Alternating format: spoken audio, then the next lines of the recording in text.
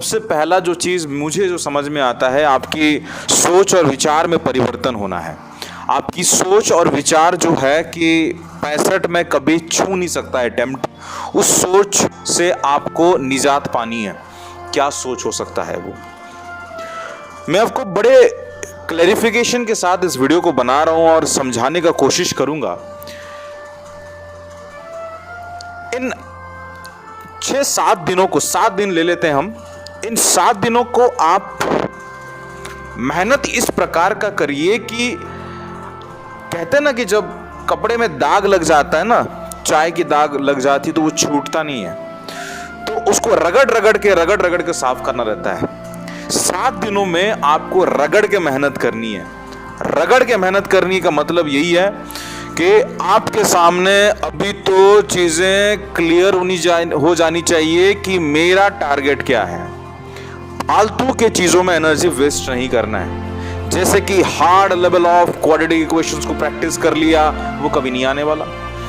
जैसे कि 4 variety of puzzles को प्रैक्टिस कर लिया, 4 वेरिएबल्स जो पूछे जाते हैं पजल में, उसको प्रैक्टिस कर लिया, वो कभी नहीं पूछे जाने वाला।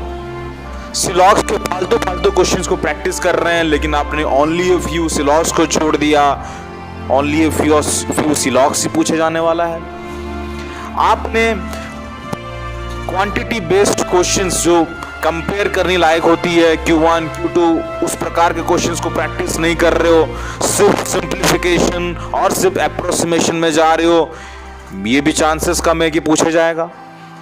तो आप सबसे पहले ये समझिए कि आपको अपना एनर्जी जो है, जहां पे आप इन्वेस्ट कर रहे हैं, आप वहां से अपना एनर्जी को बाहर लाने का कोशिश करिए, क्योंकि वो एनर्जी अगर सही डायरेक्शन और सही प्रकार के क्वेश्चंस में आपने गिराया तो वो आपको काम करेगा। आप रगड़ के प्रैक्टिस करने का मतलब यही है कि 7 दिनों में आपको कम से कम 100 पजल्स तो मैं लगाऊंगा। ये दृढ़ संकल्प तो आपके जहन में होनी चाहिए। ये अगर संकल्प आपके जहन में नहीं है तो आप 65 किया, उसको उल्टा भी देंगे 56 हो जाएगा, उसको भी अगर आप माइनस करके उल्टाओगे तो वो भी वहां तक पहुंचने वाले नहीं हो। आप समझिए इस चीज को। प्रैक्टिस करनी है, लेकिन सही ढंग से करनी है। सही ढंग का मतलब नहीं है कि आप बस क्या कर रहे हैं, आप मॉक टेस्ट दे, आशीष भाई ने कहा है मॉक टेस्ट देना है।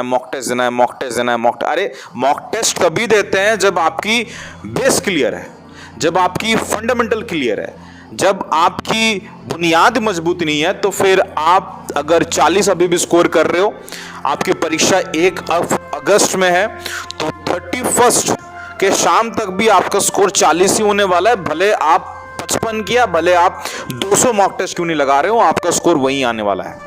कल मैंने अपने दोस्त से बात किया, उनका भी यही प्रॉब्लम आ रहा है। मैंने उनको ये बोला कि अगर आपकी स्कोर 50 आ रहा है, आपकी स्कोर 55 आ रहा है, तो this is the right time कि आप इन्वेस्ट करें अपने एनर्जी को कि 55 तो आ रहा है, मुझे और 5 मार्क्स मुझे ढूंढना है। वो ढूंढने का कोशिश करो, वो 5 मार्क्स कहाँ छिपा है जिसको मैं अटेम्प्ट नहीं कर पा रही हूँ, जिसको मैं अटेम्प्ट नहीं कर पा रहा हूँ। वो 5 मार्क्स को ढूंढिए, वो 60 बनाएगा आपको।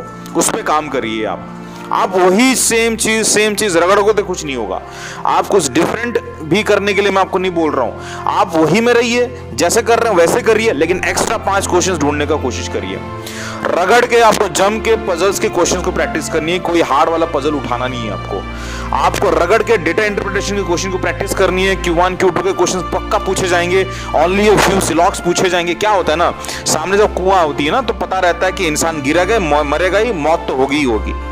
तो जब पता है तो हम कल्टी मार सकते हैं, रास्ता चेंज कर सकते हैं, तो वो देखने लायक चीज है। तो जब आपको पता है कि हार्ड लेवल क्वेश्चंस पूछा नहीं जाएगा, जो 4 वेरिएबल से पजल हो जाए उसको नहीं पूछा जाएगा, तो हमको क्या करनी चाहिए?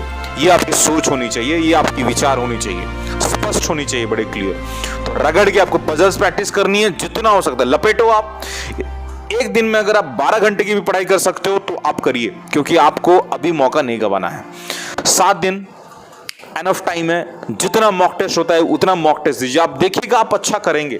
मैं बात कह रहा हूं तो that means I mean it, I definitely mean it.